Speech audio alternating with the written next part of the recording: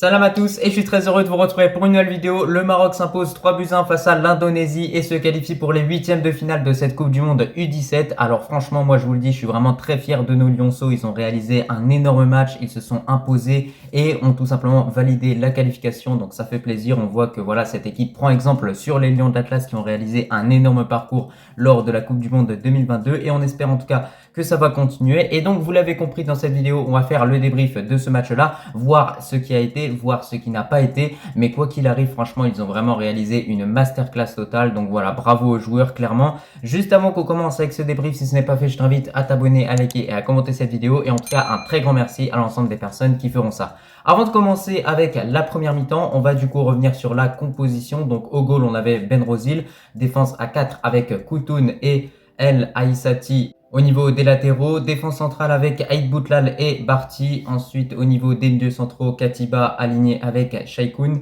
Et pour finir, le quatuor offensif avec Ennaïr sur le côté droit, sur le côté gauche, Amoni qui a encore une fois réalisé vraiment un match exceptionnel. C'est clairement le futur du Maroc, ce joueur-là. Franchement, je vois en ce joueur un Mbappé. Moi, je vous le dis honnêtement, vu sa vitesse, franchement, il est exceptionnel. Faut qu'il continue sur cette lancée. En milieu offensif, on avait Mahali. Et pour finir, en tant que buteur, Alaoui. Donc voilà, au niveau de la composition, je valide complètement, même si Ouazan, c'est un attaquant que j'apprécie beaucoup et j'aurais bien aimé le voir durant ce match-là parce qu'on voit que certes, Alaoui a marqué un penalty, mais il n'a pas non plus réalisé une performance exceptionnelle, il faut le dire.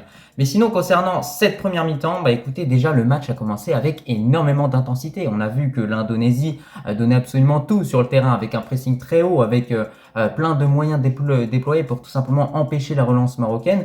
Et ils ont clairement essayé vraiment d'asphyxier notre équipe nationale à plusieurs reprises en fait.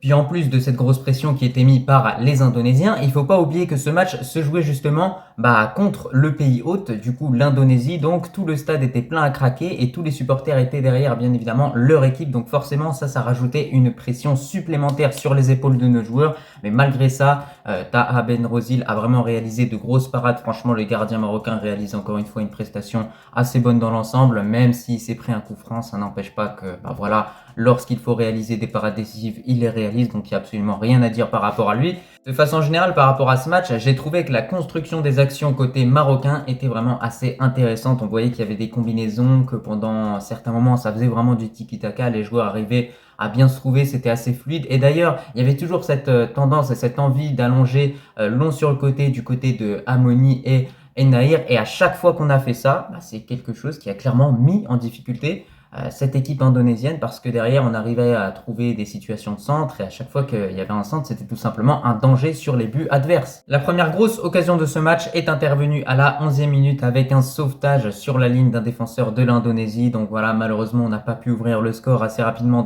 durant ce match-là, mais après on l'a fait un peu plus tard. Mais sinon j'ai trouvé également que le rôle de Mahali en tant que milieu offensif était plutôt intéressant. Franchement on a un joueur qui dézone beaucoup, qui fait beaucoup d'appels vers l'avant. Techniquement, ce qu'il propose, c'est plutôt propre. Et surtout, dans ses prises de décision, je trouve Mahali, joueur de Tanger d'ailleurs, c'est un joueur qui est assez spontané. C'est-à-dire qu'à chaque fois qu'il va vouloir tenter sa chance pour frapper, il va le faire d'un coup. À chaque fois qu'il va vouloir trouver vraiment une passe clé, il va la faire d'un coup. Et ça, c'est vraiment une très grosse qualité qu'il possède. Néanmoins, quand même, on voit qu'avec Alaoui, c'est deux joueurs qui manquent parfois de justesse technique. Donc voilà, ils ont juste ce petit aspect-là justement à arranger. Mais à part ça, franchement, j'ai trouvé que ces deux joueurs ont quand même été assez intéressants durant l'ensemble de ce match-là.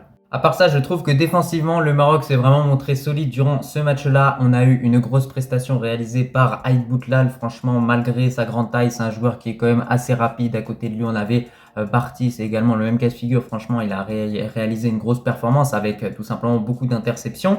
Et à force de pousser sur les buts indonésiens, le Maroc a fini par ouvrir le score avec un penalty obtenu par Amoni, donc qui a complètement faute, donc logique qui est penalty. Et derrière, c'est qui va le transformer? C'est tout simplement Alaoui. Alors moi, franchement, j'ai eu peur quand j'ai vu que c'est lui qui allait tirer. Je me suis dit, il n'est pas en réussite depuis le début du match. Franchement, ça va être chaud. Et au final, il a marqué, donc il m'a clairement fait taire. Donc tant mieux, le Maroc mène 1-0 à ce moment-là du match. Et le Maroc va doubler la mise sur un corner avec une tête de la part de Aïd Boutlal. Je vous disais que ce joueur a réalisé un énorme match. C'est pas pour rien. Défensivement, il a été costaud et offensivement, il a été également bon parce qu'il a tout simplement marqué un but sur l'unique tête qu'il a pu du coup effectuer. Donc voilà, rien à dire. C'est vraiment un joueur très prometteur. Moi, je vous le dis clairement, Aïd Boutlal.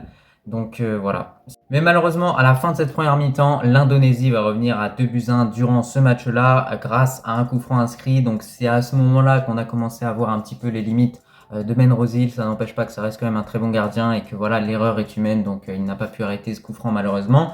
Mais ensuite, concernant la deuxième mi-temps, on a vu que quand même l'Indonésie commençait à mettre le pied sur ballon, à remettre un petit peu la pression sur nos joueurs. Mais derrière, nos joueurs ont répondu à ces attaques parce qu'on a plutôt assisté à un match assez équilibré. On a vu qu'à tout moment, l'Indonésie pouvait égaliser. On a vu qu'à tout moment, le Maroc pouvait passer à 3-1. Et bah au final, c'est le Maroc qui a réussi à passer à 3-1 grâce à Amoni. Bah écoutez, encore une fois, rien à dire par rapport à ce joueur-là, franchement. C'est lui qui nous sauve un petit peu dans ce match-là parce que je pense que honnêtement, l'Indonésie était vraiment à ça d'égaliser. Et ensuite, on sait qu'avec la pression, mentalement, les joueurs, ils auraient pu avoir du mal. Et ben non, on n'a pas craqué. Et du coup, voilà, Amoni, il vient mettre ce but-là. C'est super, il n'y a rien à dire. Et je trouve que c'est plutôt mérité pour ce joueur-là qui a vécu une rencontre assez compliquée, étant donné qu'on le voyait au niveau du marquage. Il y avait réellement deux défenseurs indonésien qui était sur ce joueur-là, il savait que c'était vraiment l'homme à suivre, le meilleur joueur marocain depuis le début de la compétition. Et c'est clairement pour cette raison qu'il y avait vraiment un marquage à 2 sur Amoni, mais ça l'a pas empêché de marquer, donc j'ai envie de vous dire que tant mieux, on est content en tant que Marocain.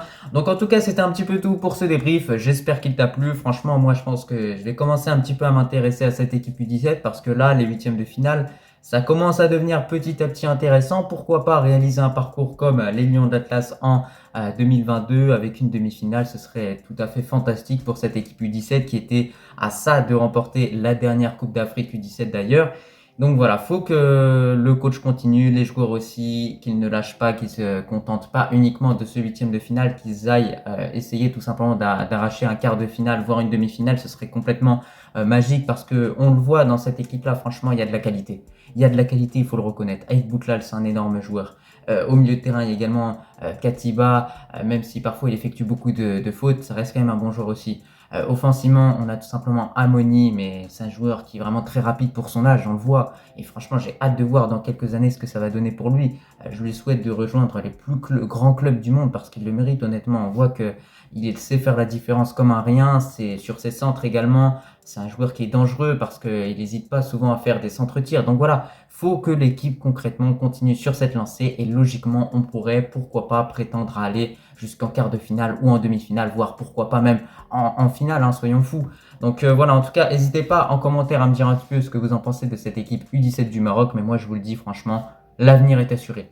L'avenir est assuré, c'est clair. Franchement, quand tu vois cette équipe-là, tu te dis que tu peux dormir tranquille et que voilà, l'avenir est clairement assuré, que dans quelques années, ce seront ces joueurs-là qu'on regardera devant nos télés et que bah, ils vont tout simplement assurer en réalisant des bonnes prestations. En tout cas, c'était tout pour ce débrief, j'espère qu'il t'a plu et moi, je te dis tout simplement à la prochaine.